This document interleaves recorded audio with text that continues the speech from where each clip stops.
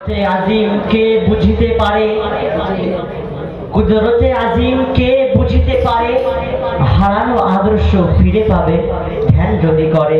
আসসালামু আলাইকুম ওয়া রাহমাতুল্লাহ। ইন্নাল হামদালিল্লাহি ওয়াহদাহু ওয়াসসালাতু ওয়াসসালামু আলা মান লা নাবিয়্যা বা'দা আম্মা বা'দ।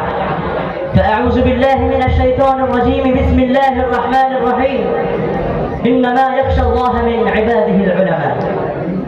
সুপ্রারম্ভে সর্বপ্রকার প্রশংসা ধ্বনিত হোক বিশ্ব বিধাতার আরশে আযমে, বলে উঠি আলহামদুলিল্লাহ। দরুদ ও সালাম মানবতার মুক্তির দূত বিশ্ব নবীর উপর জানাই সাল্লাল্লাহু আলাইহি ওয়াসাল্লাম।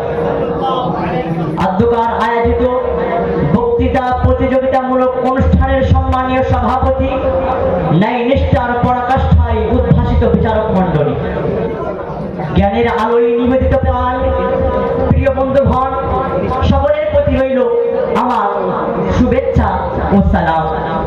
বর্তমান আঞ্জুমান ইত্তেহাদ উত্তরাবার উদ্যোগে আয়োজিত প্রতিযোগিতায় আদর্শ সমাজ গঠনে ওলামাদের দায়িত্ব, ওলামাদের করণীয় বর্জনীয় সংক্রান্তে আপনাদের দৃষ্টি আকর্ষণ করতে চলেছি। আল্লাহ তাআলা সর্বোত্তম সাহায্য করেন।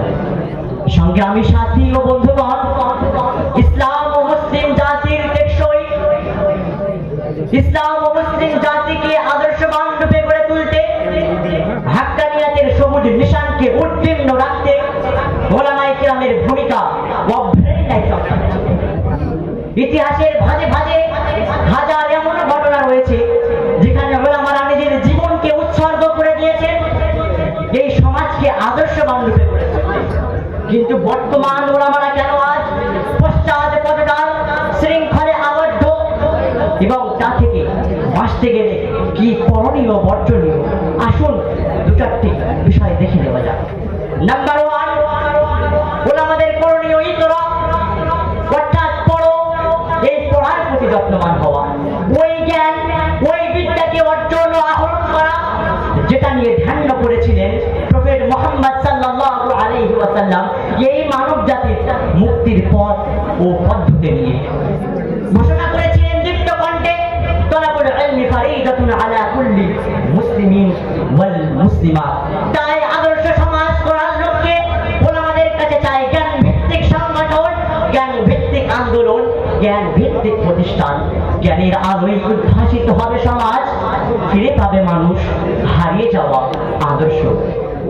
নাম্বার টু, যে বিষয়টি আমি চয়ন করেছি তা হলো আল আমরু বিল মারুফ ওয়া নাহি আনিল মুনকার, অর্থাৎ সৎ কাজের আদেশ ও অসৎ কাজের নিষেধের প্রতি গুরুত্ব প্রদান। এক এমন মহা ঔষধ, যুগে যুগে মুসলিম মিল্লাত ততদিনের উপরে অটল এবং অবিচল ছিল, ততদিন তারা সম্মানের আসনে সমাসীন ছিল। যখনই বিচ্যুতি ঘটেছে তখনই তারা ধ্বংসের বহরে নিমজ্জিত হয়েছে। তাই তো মহান রব্বুল আলামিন গ্রন্থের আল কোরআনে দীপ্ত কণ্ঠে ঘোষণা করেন, ওয়ালতাকুম মিনকুম উম্মাতুন ইয়াদউনা ইলাল খায়র ওয়ায়া'মুরুনা বিল মারুফি ওয়া ইয়ানহাউনা আনিল মুনকার।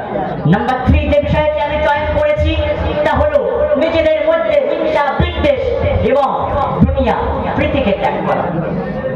এই হিংসা মানুষের অন্তরের এক এমন দ্রব্য ব্যাধি যা সমাজের মধ্যে সম্প্রীতিকে বিনষ্ট করে দেয়।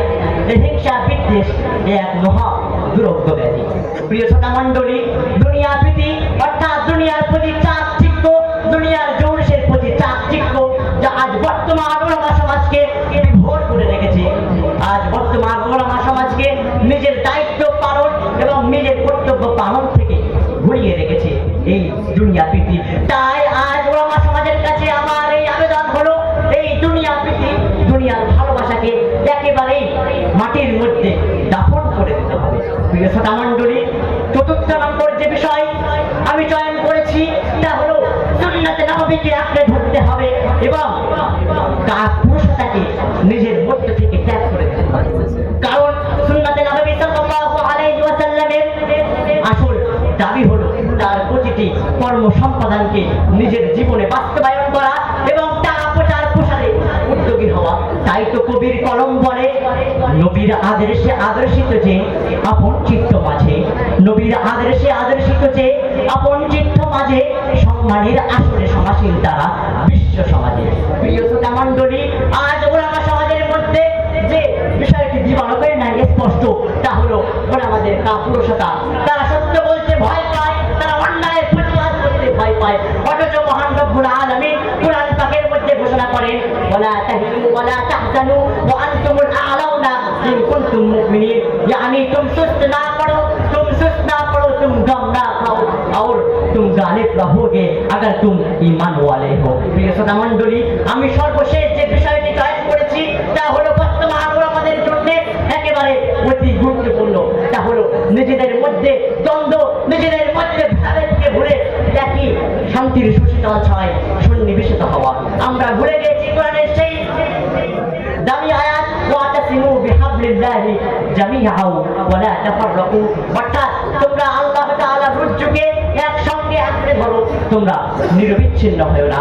আজ মুসলিম সমাজের পশ্চাৎপদতা এবং মুসলিম সমাজের হিংস্রতার পোশাক পরিধান করার মূল কারণ হলো নিজেদের মধ্যে দ্বন্দ্ব ও ভেদাভেদ। তাই আজ আপনাদের কাছে এই দাবি রেখে আমি আমার বক্তৃতা শেষ করতে চাই। মাসলাক জারজা হোক, ইসলাম সবার এই স্লোগানকে তুলে আমরা একটি শান্তির সুশীতল ছায়ায় এসে একটি আদর্শবান সমাজ গড়ব। পরিশেষে কবির কবিতা দ্বারা শেষ করতে চাই। ব্যতীত আলিম সমাজ তথা সর্বখানে নষ্ট, ব্যতীত আলিম সমাজ তথা সর্বখানে নষ্ট, এরাই পারে গড়তে সমাজ, এরাই সর্বশ্রেষ্ঠ। ওয়া আখিরু দাওয়ানা আলহামদুলিল্লাহি রাব্বিল আলামিন। আসসালামু আলাইকুম ওয়া রাহমাতুল্লাহ।